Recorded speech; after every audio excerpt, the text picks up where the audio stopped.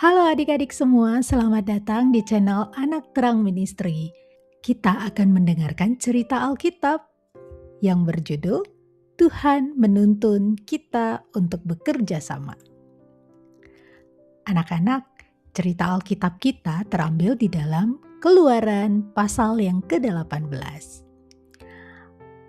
Di antara kamu, pernah nggak kamu merasa, kok aku sering dinasehatin sih? Nasihat lagi.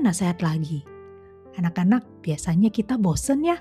Atau mungkin kesel atau tidak suka dengan nasihat-nasihat yang sering kita dengar. Nah, di cerita Alkitab kita hari ini tentang satu tokoh Alkitab, yaitu Musa. Musa itu adalah seorang tokoh yang sangat besar, nabi yang luar biasa. Tapi dia juga dapat nasihat. Loh, kok bisa? Dia dinasehatin siapa? Dan apa masalahnya? Kok sampai dia dinasehatin? Kita dengarkan cerita Alkitabnya bersama-sama ya.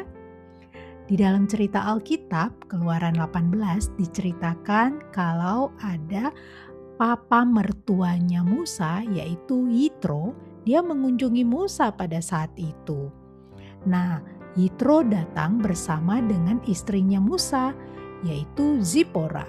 Jadi Yitro datang dengan Zipora dan juga anak-anaknya Musa, Gersom dan juga Eliezer. Nah, ketika bapak mertuanya datang, Musa merasa senang sekali. Musa dengan begitu bersemangat menceritakan semua yang Tuhan sudah lakukan dalam perjalanan mereka. Apa yang Tuhan sudah lakukan ketika Tuhan itu membelah laut berau dan air yang pahit mereka jadi manis ketika diminum, ditolong sama Tuhan.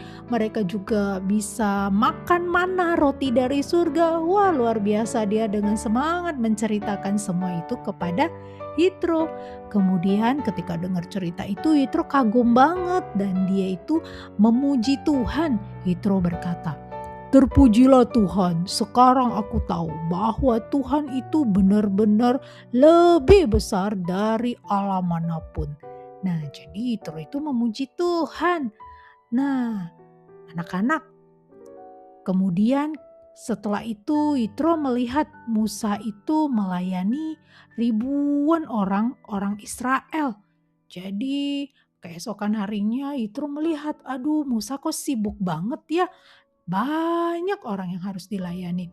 Dari pagi sampai sore, semua hal dari kecil sampai besar diurus sama Musa.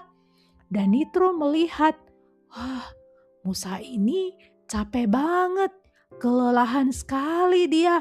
Banyak orang yang perlu bantuan. Banyak orang yang menunggu Musa lama banget. Ada yang nunggu dari pagi sampai sore belum bisa ketemu Musa. Soalnya banyak orang yang harus bertemu dengan Musa. Makanya Yitro lihat, kayaknya susah ini. Musa kelelahan, orang Israel juga capek nunggunya. Soalnya lama banget. Kemudian ketika melihat itu, Yitro menyampaikannya kepada Musa. Yitro menasehati Musa. Yitro berkata, "Apa yang kamu lakukan itu tidak baik. Kamu akan lelah dan bangsa ini juga akan lelah.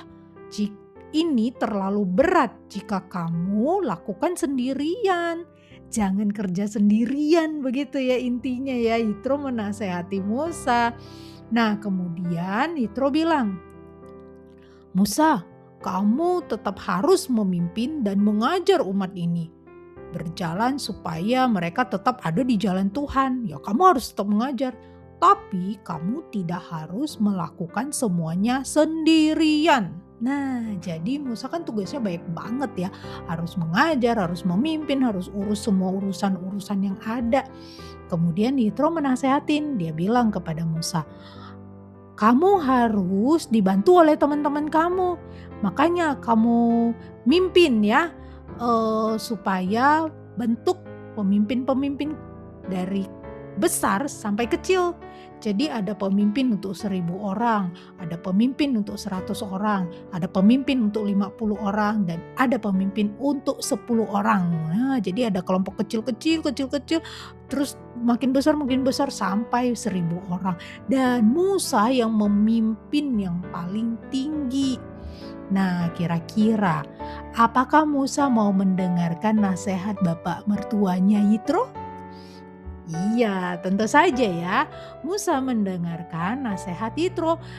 Ketika dengar nasihat itu, Musa dengan cepat akhirnya memanggil semua orang-orang Israel, dan yang bisa dilihat sebagai orang yang bisa mimpin, wah ditunjuk nih jadi pemimpin. Kamu ya pemimpin untuk 10 orang, kamu pemimpin untuk 50, dan seterusnya sampai pemimpin untuk 1.000 orang. Nah, anak-anak, dalam cerita hari ini memperlihatkan bahwa walaupun Musa dipakai Tuhan hebat banget, banyak yang bisa dia lakukan, tapi dia tetap butuh nasihat. Makanya dia dengar nasihat dari bapak mertuanya Yitro. Nah, hari ini anak-anak, kita di dalam mengikut Tuhan, berjalan bersama dengan Tuhan Yesus tidak kasih kita jalan sendirian. Tuhan Yesus juga memberikan orang-orang baik dan orang-orang terdekat kita untuk menolong kita. Nah, pertolongan yang biasanya mungkin diberikan oleh orang-orang terdekat kita itu adalah nasihat. Ada nasihat dari papa mama yang baik. Jadi kalau papa mama nasehatin, kita dengerin gak? Iya, kita bisa dengerin karena itu adalah untuk kebaikan kita juga. Mungkin kita juga dapat nasihat dari guru yang baik. Kita juga bisa ikut ya, misalnya dinasehatin untuk rajin belajar. Begitu juga ada juga teman-teman di sekitar kita, Tuhan yang memberikannya untuk kita. Kadang-kadang Tuhan menolong kita lewat teman kita juga loh. Teman kita bisa kasih nasihat yang baik juga. Misalnya dia mengingatkan kita untuk tidak mengejek teman. Itu adalah teman yang baik. Kamu bisa mengikuti nasihat temanmu itu. Anak-anak, cerita hari ini ingatkan kita bahwa Tuhan memakai orang lain untuk kita juga. Untuk apa? Untuk menolong kita bekerja sama.